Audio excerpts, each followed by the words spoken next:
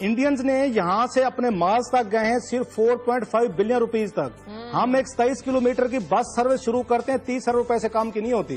बड़े interesting figures हैं कि वहाँ इंडियन के साइंटिस्ट जो हैं उन्होंने बैठ के एक चर्च था उसका उन्होंने छोड़ दिया था, वैसे पड़ा होता अबैंडन चर्च था, उसके करीब इन्होंने बगैर किसी जगह के वहां से लॉन्चिंग पैड पे काम शुरू किया इन्होंने इंडियंस ने।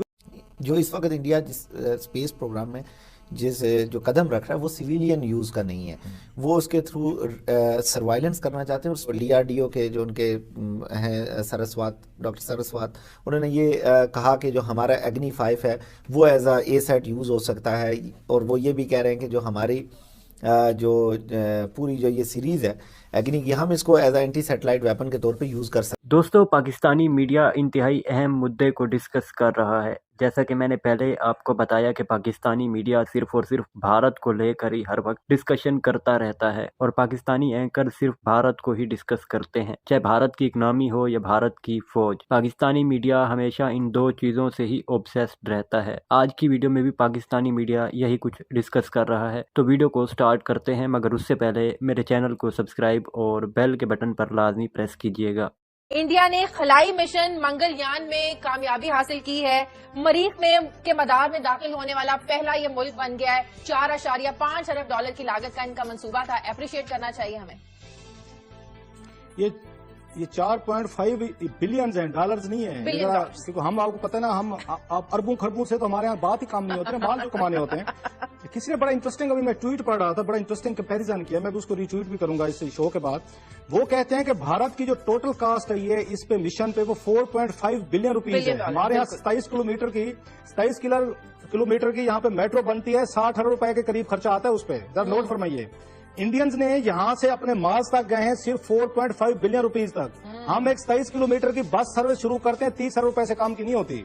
जरा अंदाजा कर लें कहां से शुरू है। अभी बड़े इंटरेस्टिंग फिगर्स हैं कि वहाँ इंडियन के साइंटिस्ट जो हैं उन्होंने बैठ के एक चर्च था उसका उन्होंने छोड़ दिया था, वैसे पड़ा होता अबैंडन चर्च था, उसके करीब इन्होंने बगैर किसी जगह के वहां से लॉन्चिंग पैड पे काम शुरू किया इन्होंने इंडियंस ने। एंड वी मस्ट एप्रिशिएट उनके स्पेस साइंटिस्ट हैं कि जिन्होंने इसको कम से कम लागत में, और बड़ा ये नरेंद्र मोदी ने एक बड़ा इंटरेस्टिंग एक ट्वीट किया और बात भी की है। नहीं, उन्होंने बड़ा इंटरेस्टिंग कहा है कि भारत के इंडिया ने, अमेरिकन ने जब इसको शुरू किया था, जो अमेरिकन का स्पेस का था, वो $670 मिलियन खर्चा आया था अमेरिकन का इसी प्रोग्राम पे। $670 मिलियन।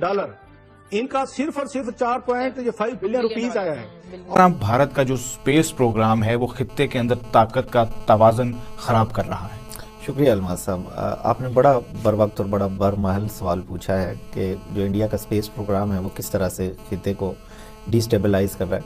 देखिए, इसके लिए आपको खित्ते की जो जियो पोलिटिकल कॉन्फ़िगरेशन है उसको अंडरस्टैंड करना पड़ेगा, उसको समझना पड़ेगा कि यहाँ पे खित्ते का तवाज़ुन जो है वो पहले तो पाकिस्तान जो है 1998 के बाद एक न्यूक्लियर डिटेरेंट के थ्रू, एक मिनिमम क्रेडिबल डिटेरेंस के थ्रू पाकिस्तान इसको बैलेंस करता रहा है। लेकिन अब जब से इंडिया ने, चूँकि अब अगर आप देखें पिछले कोई 6-8 साल से, और बिलखुसूस जब से मोदी सरकार भारत में आई है इक़्तिदार में, तो एक जंगी जुनून है जो हमें नज़र आ रहा है, और एक मैसिव जो डिफेंस बिल्डअप है जो अननेसेसरी है। जो चीज़ें प्रैक्टिकल साइड पे हैं वो बड़ी मुख्तलिफ हैं। जो इस वक्त इंडिया जिस स्पेस प्रोग्राम में जो कदम रख रहा है वो सिविलियन यूज़ का नहीं है, वो उसके थ्रू सर्वाइलेंस करना चाहते हैं। और स्पेस जो की टर्मिनोलॉजी है इसमें से कहते हैं रिकोनाइसेंस।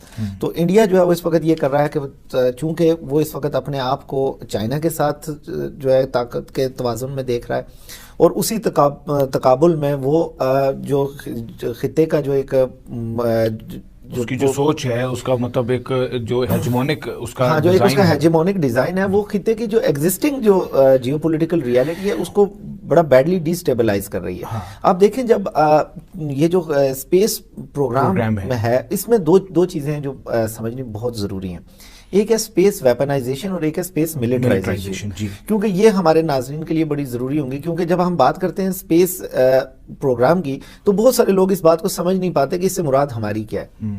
देखिए जो भी स्पेस का प्रोग्राम होगा उसमें 3 बुनियादी चीज़ें आती हैं. उसमें एक तो आपकी सैटेलाइट्स आती हैं जो कम्युनिकेशन पर्पसेस के लिए यूज़ होती हैं, ठीक है. इसके अलावा जो है ना इसको हम C43IR भी कहते हैं. और ये जो 4 C's हैं इससे मुराद है कम्युनिकेशन है, कमांड है, कंट्रोल है, कंप्यूटर है, और फिर जो है ना सर्वाइलेंस है, और फिर इंटेलिजेंस और रेडर इमेजिंग है.